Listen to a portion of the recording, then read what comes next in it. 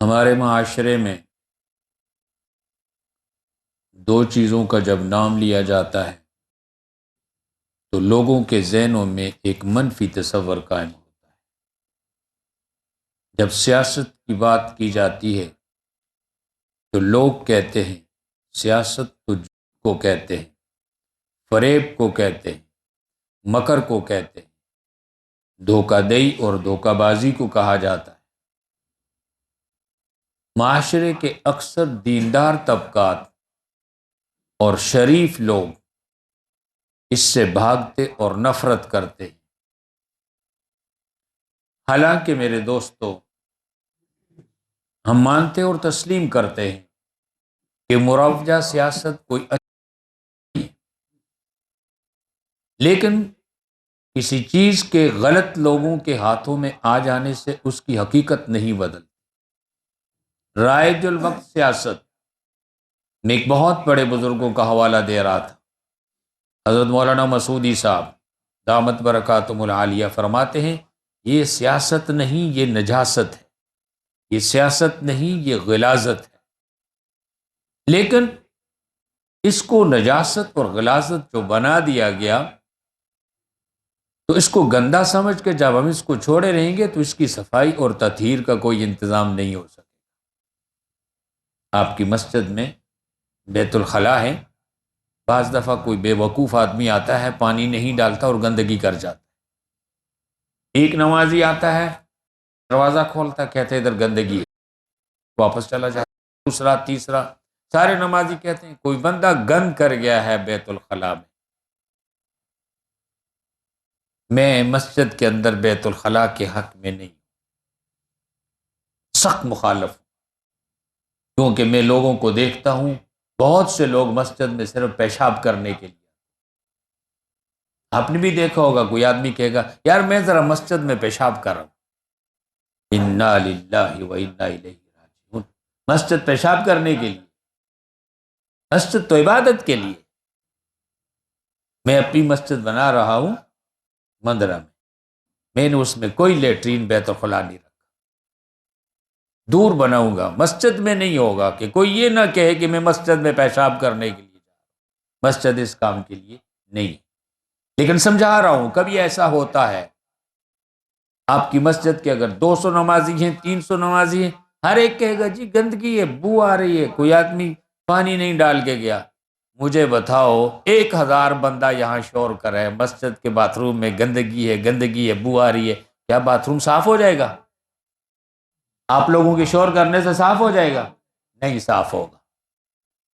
اب سب کہہ رہے ہیں، لوگ کہتے ہیں سیاست گند ہے، گند ہے، گند ہے۔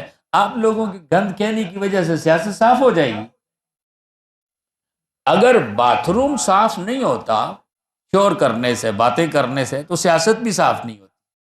اس گندگی کو صاف کرنے کا طریقہ ہے اللہ کو بندہ ہاتھ میں لوٹا پکڑے، جھاڑو لے، اس کے اوپر 3 لوٹے پانی گرائے، جھاڑو مارے تو باتھ روم صاف ہو جائے۔ اگر آپ چاہتے ہیں کہ اس گندگی سے قوم کو نجات دلائی جائے، پاکیزہ سیاست آئے، ستھری سیاست آئے، انبیاء والی سیاست آئے، تو ہاتھ میں لوٹا اور جھاڑو پکڑو اور اچھے لوگوں کو لاؤ، سیاست صاف ہو۔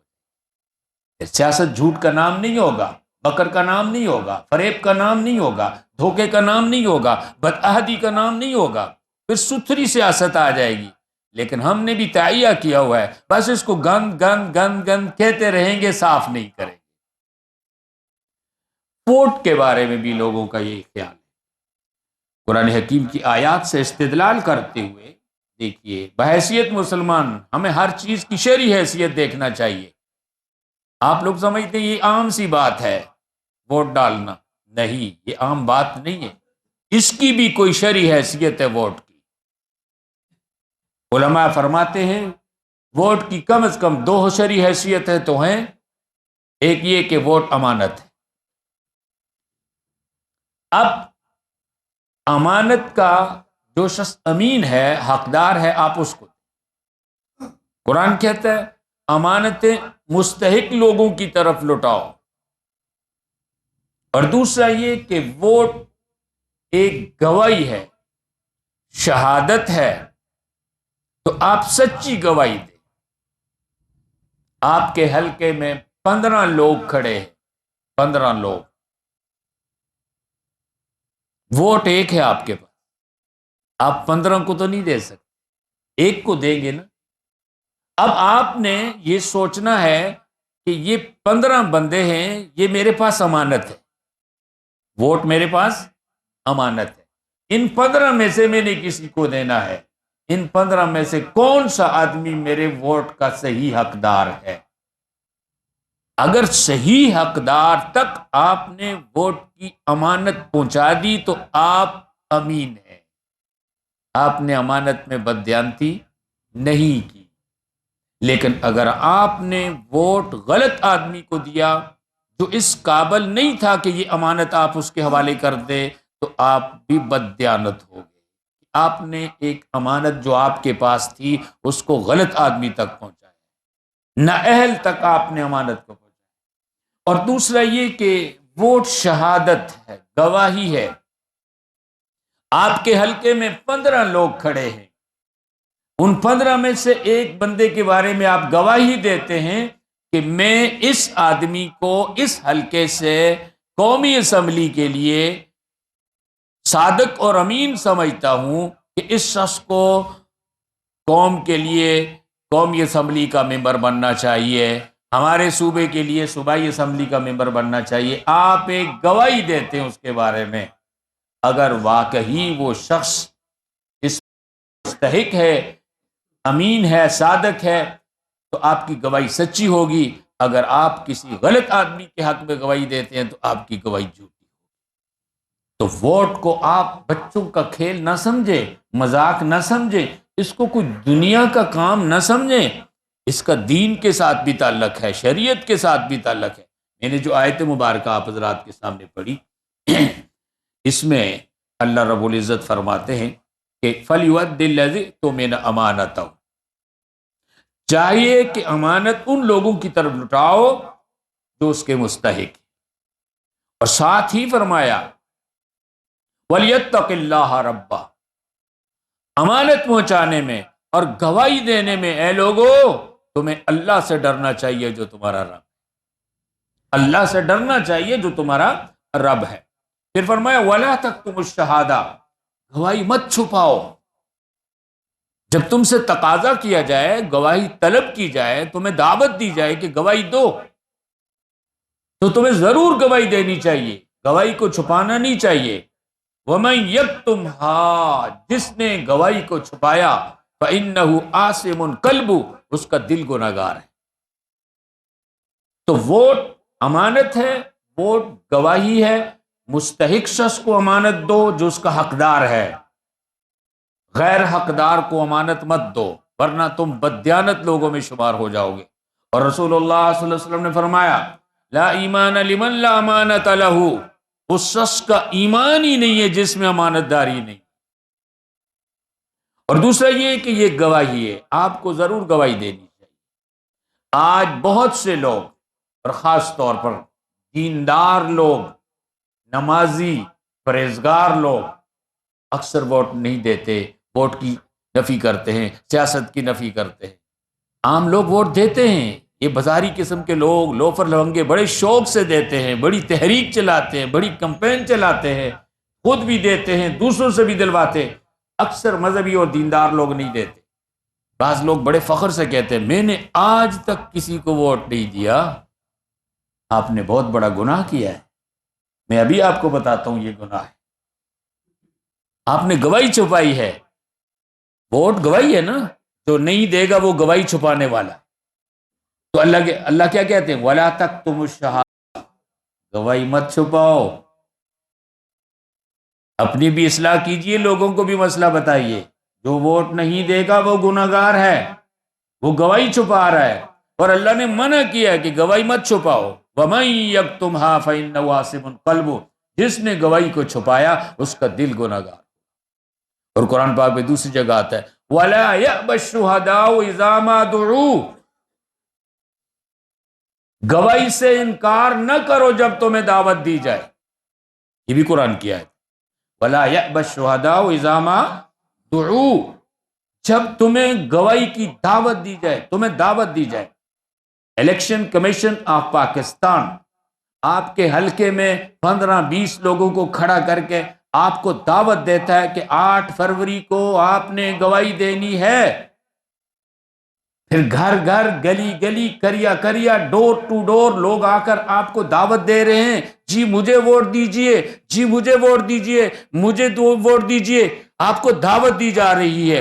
اللہ قرآن میں کہتے ہیں وَلَا يَأْبَ الشُّهَدَاءُ إِذَا مَا دُعُوا، جب تمہیں دعوت دی جائے تو انکار نہ کرو۔ اب جو لوگ کہتے ہیں ہم کسی کو ووٹ نہیں دیں گے جی سارے چور ہیں، بھائی چوروں میں بھی تو کوئی درجہ بندی ہوگی، چلو بڑے چور کو نہیں دیتے چھوٹے کو دے دو، دو گواہی ہے نا، آپ نے گواہی دینی ہے، آپ سے تقاضا کیا جا رہا ہے، آپ کو دعوت دی جا رہی ہے۔ ایک حدیث سناتا ہوں آپ، جناب نبی کریم صلی اللہ علیہ وسلم نے فرمایا جو شخص سچی گواہی کو چھپائے گا، سچی گواہی نہیں دے گا، اس نے گویا جھوٹی گواہی دی ہے، یعنی جو سچی گواہی نہیں دیتا، یا دوسرے لفظوں میں کہیے ووٹ نہیں دیتا، گویا اس نے غلط ووٹ دیا، اس نے جھوٹی گواہی دی۔ تو میرے دوستو یہ تو گناہ کی بات ہے، تو شہادت کو، گواہی کو چھپانا نہیں چاہیے۔ اور دوسری بات اللہ پاک قرآن میں فرماتے ہیں وَإِذَا قُلْتُمْ فَعْدِلُوا، جب تم بات کرو سچی کرو، گواہی دو سچی، وَلَوْ كَانَ ذَا قُرْبَى، اگرچہ تمہارا رشتہ دار ہی کیوں، سچ بولو سچی گواہی دو اگرچہ اپنے رشتہ دار کے خلاف دینی۔ آج ہیں تو ہم مسلمان، ہمارا ووٹ برادریوں کی بیس پہ ہوتا ہے، لوگ کہیں گے آپ اس بندے کو کیوں ووٹ دے رہے ہیں جی، یہ تو قبضہ گروپ ہے، لوگوں کے پلاٹوں پہ قبضہ کرتا ہے، یہ تو شراب کا کام کرتا ہے، یہ تو جوئے کھیلتا ہے، یہ تو قاتل ہے، یہ تو کرپٹ ہے۔ وہ جی کیا کریں، برادری ہے جی، رشتہ داری ہے، بھائی بندی ہے، ہمارے قبیلے کا ہے۔